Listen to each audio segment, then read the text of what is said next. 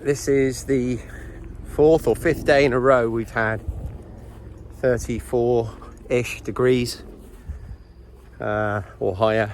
So it's just been crazy temperatures. So we're just trying to make sure that all the animals are comfortable really now.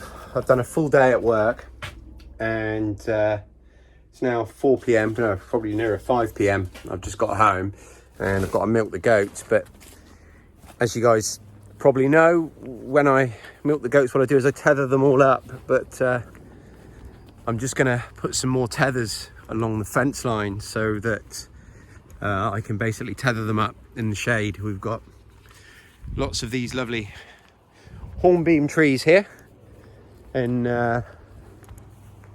we're just gonna, well, as I say, just make some new little loops of rope on the fence, but over on the other side of the paddock there, so that they're in the shade, because I certainly wouldn't want to be forced to sit out in the sun in this weather, even though they don't actually seem to mind it too much.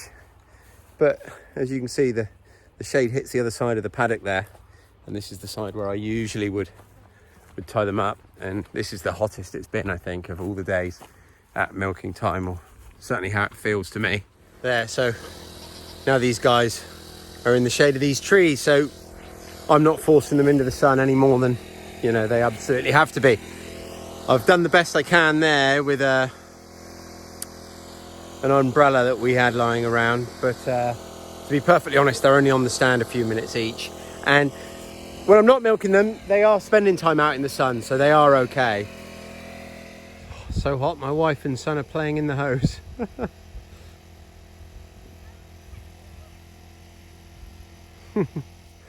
It's always really important when you milk an animal to get the milk chilled as quickly as possible, because it's the bacteria that are naturally in the milk that are going to reproduce that make it turn sour, basically. So it's even more important today than on a usual day.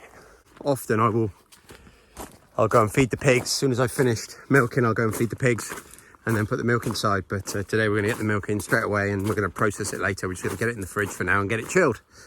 Next stop is to feed the pigs. My wife's already done all the hens, etc. So we're going to feed the pigs, and then I won't lie, I'm probably going to call it a day today. I'm just so worn out. I've been working quite a lot in terms of, you know, as a builder, just job type job, and I've been working more than I usually would, so probably about 50 hours last week, and this week's going to be the same again.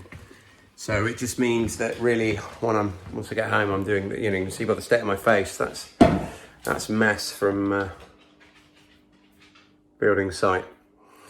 So yeah, once I get home, I'm doing the bare minimum really, just to keep things ticking over. Obviously my wife's doing a tremendous amount while she's here and I'm not, which is something I'm incredibly grateful for. And having just gone in the fridge, I've reminded myself of another job that I think I'm going to put that off until tomorrow, which is to make a giant bolognese. There's a reason I'm doing that, and it's linked to our courgette plant, but more on that tomorrow. My wife watches a lot of like homesteading channels on YouTube. I personally don't.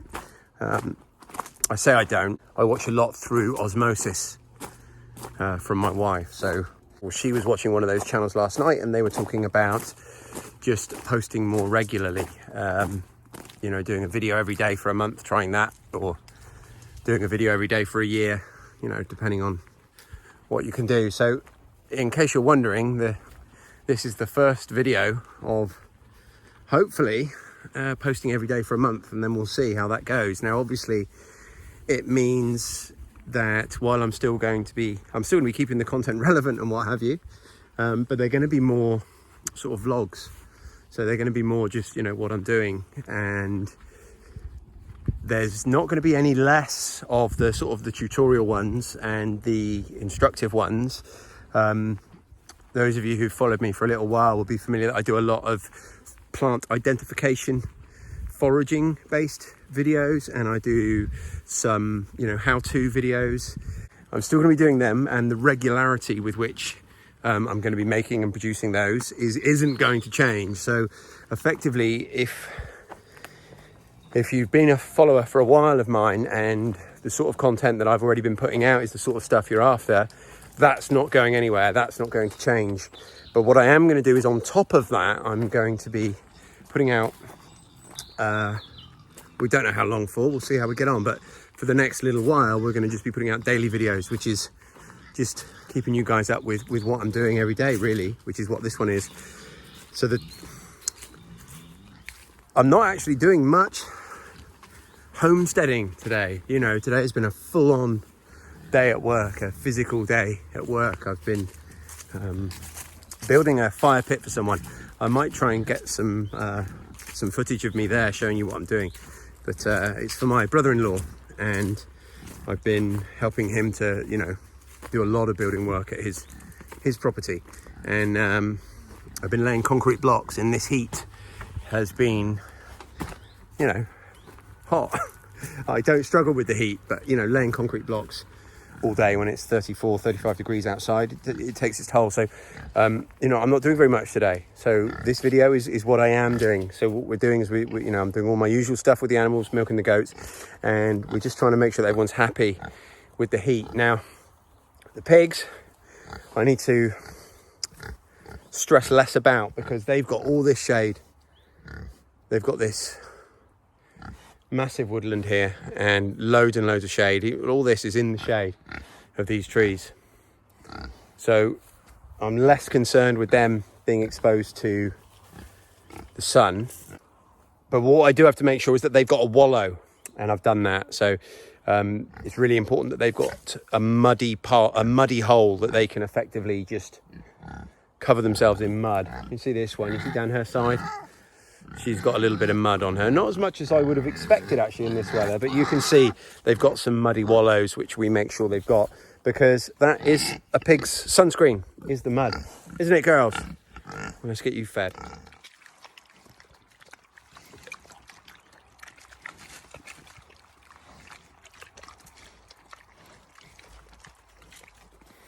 I know you know this. I know that anyone who's watched any, you know, significant amount of my videos or has listened to the podcast will already know this. There's something so gratifying. There's something so gratifying about taking food waste from the commercial environment, from a shop, and turning that into pork, bacon, sausages. Just, there's something really, really fulfilling about that. And if you can do that while also offering the animals that you're eventually going to harvest this, you know, amazing habitat and life to live in the meantime, then yeah, something very, very satisfying about that. So, like I said, my wife has been around the chickens, although I might